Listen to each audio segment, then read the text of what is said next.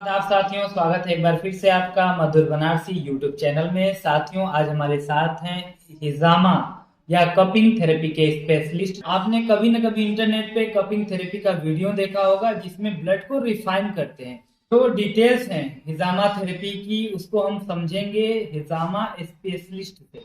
तो हमारे साथ हैं डॉक्टर साहब। डॉक्टर साहब, आपका बहुत बहुत स्वागत है मधुर बनारसी यूट्यूब चैनल पे। डॉक्टर साहब, हमारे जो श्रोता हैं, हमारे जो दर्शक हैं, उनके लिए वीडियो खास होने वाला है क्योंकि उन्होंने अब तक रील में देखा है कि हिजामा थेरेपी क्या है, कपिंग थेरेपी क्या है। आज की वीडियो में मैं चाहता हूं कि हमारे जो व्यूवर हैं, हमारे जो सब्सक्राइबर हैं, वो ये चीजें समझ जाएं अच्छी तरीके से कि हिजामा क्या है। डॉक्टर साहब, सबसे पहले बताइए आपकी हिजामा है क्या। शुक्रिया भाई, आपका बहुत बहुत शुक्रिया। आप हमारे यहाँ आए और मुझसे मुलाकात करने। हिजामा जो है एक बहुत पुरानी एक सभ्यता है और बहुत पहले से लोग इसका इस्तेमाल करके बहुत सारी बीमारियों का इलाज किया करते थे। हजारों साल पहले से लोग इसका उपयोग करते हैं और आज इस ज़माने में मॉडर्न टाइम में इसे मॉडर्नाइज करके लोगों ने कपिंग थेरेपी का नाम दिया है। इसमें कई प्रकार के थेरेपी होते हैं, cupping therapy, dry cupping, dynamic cupping, और जो वेट कपिंग होता है उसे हिजामा कहते हैं। ये खास तौर से अरेबियन ट्रेडिशन है और प्रॉफिट मोहम्मद सल्लल्लाहु अलैहि वसल्लम का रिकमेंडेड भी है। ये उन्होंने कहा है कि तुम जो इलाज करते हो उनमें सबसे बेहतर इलाज हिजामा। इसकी बेशुमार फायदे हैं। लोग अगर कराएं तो सबसे पहला फायदा ये है कि पूरी बॉडी डिटॉक्स हो जाती है और उससे पूरी बॉडी में ब्लड सर्कुलेशन ज़्यादा बढ़ जाता है। साथ में स्किन डिजीज के लिए और बेशुमार उसके फायदे हैं, जिससे आप कराकर महसूस करेंगे कि हिजामा कराने की कितनी ज़रूरत हमें है। जो आदमी बीमार नहीं है वो भी साल में 2-3 बार कराएं अगर, तो बहुत सारी बीमारियों से सेफ रहेगा। तो डॉक्टर साहब, आपने बताया कि जो हिजामा या कपिंग थेरेपी है उसकी जो ओरिजिन है वो कब से हुई है और उसके कुछ आपने फायदे भी बताए। तो डॉक्टर साहब, हमारे जो श्रोता हैं उनके मन में ये सवाल आ रहा होगा कि जो ब्लड दिखता है, जो ब्लड दिखता है वो कितना खर्च होता है, मतलब हिजामा जो थेरेपी है इसमें जो ब्लड कितना खर्च होता है और उसमें टाइम कितना लग जाता है। सबसे पहली बात यह है कि हिजामा कराने से ब्लड लॉस नहीं होता है। अच्छा हिजामा अच्छा। कराने से सिर्फ डिटॉक्सिफाई होती बॉडी की, उसमें वो डिटॉक्सिएशन जो ब्लड होता है अच्छा खराब वो नहीं निकलता है। अच्छा, वो डॉक्टर साहब, जो ब्लड हमें दिखता है, वीडियो में दिखता है, रील में दिखता है, वो मतलब प्योर ब्लड नहीं है, वो इम्प्योर ब्लड है जिसे आप हिजामा के थ्रू बाहर निकाल दे रहे हैं। उसको कहते हैं उर्दू में फसाद, जो है अच्छा अच्छा। ब्लड जो है गंदा खून। अच्छा और उसको निकलने के बाद बॉडी फ्रेश महसूस होती है। जहाँ से निकालते हैं उस एरिया से ब्लड सर्कुलेशन का दौरान ज़्यादा हो जाता है। साथ में अगर कोई भी हिजामा कराना चाहें तो एक आदमी को अगर हम हिजामा करें, उनकी बॉडी से जो लिक्विड है, लिक्विड कह लीजिए, डर्टी ब्लड, वो हवा ये 100 से लेकर 150 तक ml निकलता है मैक्सिमम। और एक आदमी को हिजामा कराने में लगभग 20 से 30 मिनट या 40 मिनट लगता है। फुल बॉडी अगर कराएंगे तो 1 घंटा भी लग सकता है।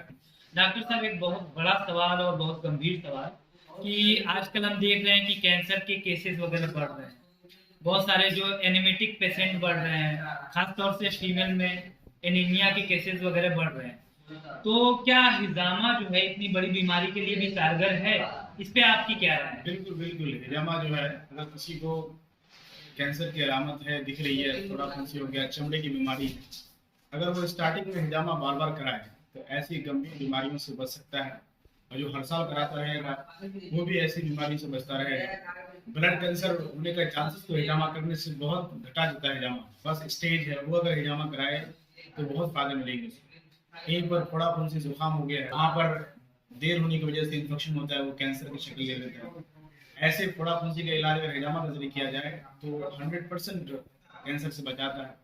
और भी बहुत सारी चीजें। तो डॉक्टर साहब, आपने बताया कि मतलब हिजामा जो है ये हमें अपने डेली लाइफ में, डेली रूटीन में चाहिए ताकि हम बहुत सारी बीमारियों से बच सकें। तो एक क्या इंटरवल हम चूज करें, मतलब कितने महीने का अंतराल कि उस टाइम पीरियड में हम हिजामा को कराते रहें अपने एक किसी भी सर्टिफाइड हिजामा स्पेशलिस्ट से? आपने जो है फॉरेन में भी हिजामा किया है, तो कुछ थोड़ा सा फॉरेन का अनुभव बताइए डॉक्टर साहब कि वहाँ पे, मतलब वहाँ पे भी लोग रूटीनली हिजामा को प्रेफर करते हैं, क्या है वहाँ की मेंटेलिटी? हमारे हिंदुस्तान में तो बहुत सारे लोग अभी जानते ही नहीं कि हिजामा क्या होता है। जी जी। खास तौर से गल्फ कंट्रीज में हिजामा सुबह ही जाके कराते हैं। वहाँ पे जवान, बच्चे, बूढ़े सब रूटीनली हर 2 महीने 3 महीने कराते हैं। आमतौर पे जो पहला आदमी पहली बार हिजामा कराएगा उसे लगातार 3 महीने एक महीने के अंतर बीच में कराएं। उसके बाद साल में कम से कम 3 बार कराते रहे। खासतौर से हिजामा का सबसे बेस्ट फायदा मुझे जो लगा, मैं जो कराता हूँ अपना, कोई अगर सर के दर्द से परेशान है, हेडेक है, माइग्रेन है, उसके लिए अगर हिजामा कराता है तो 100% क्या कहें, 200% उसको इलाज, उसको फायदा पहुंचता है। अच्छा, तो डॉक्टर साहब मैंने देखा कि जैसे हिजामा है, आपने जिक्र किया कि माइग्रेन है, इसमें बहुत ज्यादा इसका फायदा है। जो सर का हिजामा आप करते हैं तो बालों को निकाल के करते हैं, कैसे करते हैं? अगर मान लीजिए महिलाएं हैं तो फिर उनका कैसे करेंगे? सर का हिजामा मर्दों के लिए अगर बाल के लिए करा रहे हैं तो बाल पूरा निकाल के करें तो बेहतर है। बगैर बाल निकाले भी होता है, बालों के लिए अगर करना, नहीं, माइग्रेन के लिए मेरा माइग्रेन प्रश्न के जो लिए है अगर वो करना है माइग्रेन तो के लिए। बाल निकालने की जरूरत नहीं है। अच्छा अच्छा। टेक्निक है उसकी करने की, उससे फायदे मिलते हैं। औरतों का बाल नहीं निकलता, बगैर बाल निकाले ही हो जाता है, जिससे सर का दर्द, माइग्रेन, हेडेक, जिस तरह के ब्रेन हेमरेज, सेफ्टी, ये सारी बीमारियों से हिजामा आदमी को बचाता है। डॉक्टर साहब हमारे जो व्यूवर्स हैं वो मोस्टली यूथ हैं, जो पढ़ने वाले बच्चे हैं, प्रिपरेशन करने वाले बच्चे हैं, तो उनके लिए हिजामा कैसा रहेगा? जो प्रिपरेशन में है, जो सिविल सर्विसेज की, बीपीएससी की या फिर यूपी पीसीएस वगैरह की तैयारी कर रहे हैं, हिजामा उनके लिए कैसा है, माइंड के लिए कैसा है बेसिकली? खासतौर से हिजामा, सर का हिजामा जो है, मैं समझता हूँ स्टूडेंट्स, पढ़ने वाले तालिब इल्म ही के लिए। अच्छा अच्छा। क्योंकि हिजामा कराने से एक बंदे का जो सर है वो बिल्कुल हल्का लगने लगता है। अगर कोई डिप्रेशन में है किसी भी वजह से, हिजामा कराए उसका डिप्रेशन कम हो जाएगा, फ्रेश महसूस करेगा। साथ में कोई आदमी का जहन कमजोर है और पढ़ने में वक्त लगाता है मगर किताबें नहीं पढ़ने के बाद याददाश्त नहीं रहती, कमजोर है, वो भी बार बार अगर हिजामा कराएं, ये 2-3 सेशन 2-3 महीने के अंदर, तो उनके लिए बहुत फायदेमंद है और कराना चाहिए। उनकी आंखों की रोशनी के लिए फायदा होगा अगर वो पढ़ने वाले बच्चे करें। उनकी कुव्वत हाफजा यानी याद रखने की याददाश्त की ताकत बढ़ाएगा, साथ में डिप्रेशन दूर करेगा, हेडेक दूर करेगा, वो फ्रेश महसूस करेगा, बच्चा बोझ नहीं महसूस करेगा अगर वो हिजामा कराएगा, पढ़ने में उसकी ताकत मिलेगी, फायदा मिलेगा। डॉक्टर साहब जब मैं आपके यहाँ हिजामा कराने आ रहा था तो मेरे मन में भी ऐसे ही बहुत सारे प्रश्न थे, तो मैंने एक डीप रिसर्च की, गूगल पे रिसर्च किया, तो मुझे एक थेरेपी मिली जहाँ पे इंडियन कल्चर में जोंक के थ्रू वो क्या करते हैं कि वेन्स को आइडेंटिफाई करते हैं और वहां पे जोक लगा देते हैं। सर में जिसके बाल झड़ रहे हैं वहां पे जोक लगा देते हैं, जिसको माइग्रेन है उसको सर पे और माथे में जोक लगा देते हैं, किसी को फोड़ा फुंसी हो रहा है वहां पे जोक लगा देते हैं। तो मुझे लगता है कि ये जो चीजें हमारे इंडियन कल्चर में अभी सरवाइव कर रही हैं, कहीं ना कहीं वही एक टेक्निक है जो इंडियन कल्चर में आज बहुत ही प्रिवलेंट हो रही है।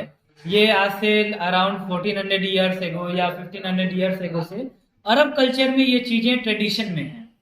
तो मुझे भी बहुत ही डाउट था कि हिजामा मतलब कराऊंगा तो कितने ब्लड लॉस होंगे, तो डॉक्टर साहब ने सारे के सारे सवालों का जवाब दे दिया और आपने वीडियो में देखा भी हिजामा का जो प्रोसेस है वो बिल्कुल ही कोई भी पेन वाला प्रोसेस नहीं है, बिल्कुल सॉफ्टली होता है।